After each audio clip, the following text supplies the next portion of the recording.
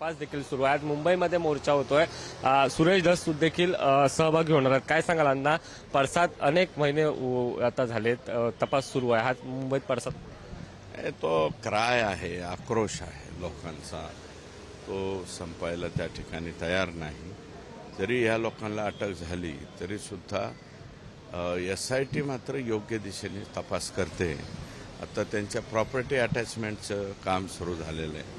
आता मी तर उद्याच्याला सोमवारी वेळ मागितलेली आहे बसवराज तेली साहेबांना, SITचे जे प्रमुख आहे त्यांना वेळ मागितलेली आहे आणि त्यांच्याकडे माहीत नसलेल्या प्रॉपर्टी सुद्धा आम्ही त्यांना नेऊन देऊ। कारण या प्रॉपर्टीज आणि काही प्रॉपर्टीज हे अटक झाल्याच्या नंतर त्याचं ट्रान्सफर सुद्धा करण्याचं काम चालू आहे।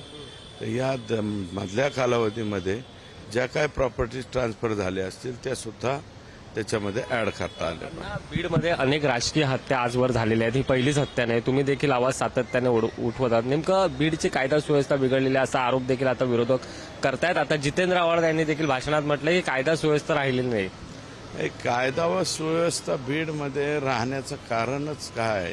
हे सगळे जर पोलीस अधिकारी कर्मचारी हे आकाच्या म्हणण्यावरती पोस्टिंग होत असतील, आका म्हणत असेल तसंच काम करत असतील, आकाने म्हणायचे याच्यावरती गुन्हा दाखल करा, केला, त्याच्यावरती करायचंच नाही, अमक्याची फिर्याद घ्यायचीच नाही।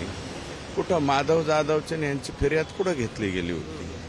ते भले दुसऱ्या पक्षाचे असतील, मला माहित नाही ते कोणत्या पक्षात काम करतात। राजेश साहेब देशमुख तिथले नगराध्यक्ष, त्यांच्यावरती केस झालेली होती आत्ता एक खोटी नाठी। मनाला वाटेल त्याच्यावरती केस करायची, मनाला वाटेल त्यांच्यावरती तडीपारीच्या केसेस करायचे। आणि आपली मात्र जे लोक आहेत, आता महादेव मुंडेंचं प्रकरण बघितलं का तुम्ही? महादेव मुंडेच्या सौभाग्यवती आत्ता काल परवा बोलल्या, काय चित्र आहे ते? लहान लेकरू सुद्धा डोळ्यात पाणी आणलं ना, त्या लेकराच्या डोळ्यातलं पाणी बघितलं का तुम्ही? महादेव मुंडेच्या इथं आम्ही संतोष देशमुखच्या लेकीच्या डोळ्यातलं पाणी पाहतोय, महादेव मुंडेच्या लेकराच्या डोळ्यातलं पाणी बघितलं का तुम्ही? ज्याचा बाप 15 महिने मेलाय, 15 महिने भोगसून खून केलाय, मारलाय, त्याचा जर तपास परळी पोलिसांना लागत नसेल, आणि काल मी मागणी केल्याच्या नंतर मला तर असं कळालं होतं की ते आता केस गुंडाळून मोकळे होणार होत। मला ती माहिती मिळाली, मी थोडेसे FIR बघितले परळीचे ऑनलाईन। FIR बघितल्याच्या नंतर माझ्या लक्षात आली ती बाब की बाबा हे 15 महिन्यापूर्वी गुन्हा दाखल झालाय आणि 15 महिन्यापूर्वी गुन्हा दाखल होऊन सुद्धा इथं तपास झालेला नाही, आरोपी अटक नाही। मला सांगा, त्या महादेव मुंडेच्या लहान लेकराचा दोष काय? त्याच्या डोळ्यात जर पाणी येत असेल, आई पुढं बोलतील, मागं लोकरू रडते, आई रडती, हे पाहिल्याच्या नंतर मनाला काही वाटतं का नाही? आपल्याला हार्ट आहे ना, मग त्या हार्टला थोडंसं काळीच पिळवटून टाकण्यासारखी ती घटना नाही का? महादेव मुंडे 15 महिन्यापासूनचा त्याचा आरोपी सापडणार नसेल।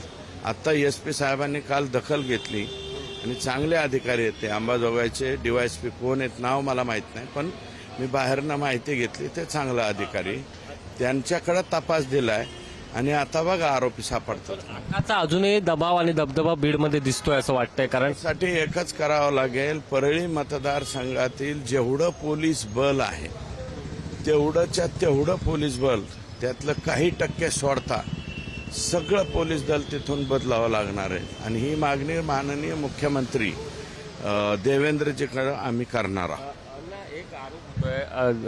आरोप केलेला आहे की मराठा लीडर बनायचा आहे, त्यामुळे हे सगळं सुरू आहे। कोणाला तरी मराठा, एकीकडे मनोज जरांगे, तुम्ही असं कोण म्हणालं? Gunratna Sadavarte, Tom and Jerry जो एक कार्यक्रम होता तो पाहायचा मी बंद केलेला आहे। आपल्यासोबत सुरेश धस होते, ते थोड्याच वेळात आता मोर्चात सहभागी होतील। मात्र ते म्हणाले आका जो आहे तो आकाचा पाठिंबा या सगळ्याला असल्यामुळे ह्या सगळ्या गोष्टी घडतायत आणि बीडची कायदा सुव्यवस्था बिघडत आहे असा त्यांनी आरोप केलेला आहे। कॅमेरा पर्सन प्रकाश सुशांत सावंत, पुढारी न्यूज, मुंबई।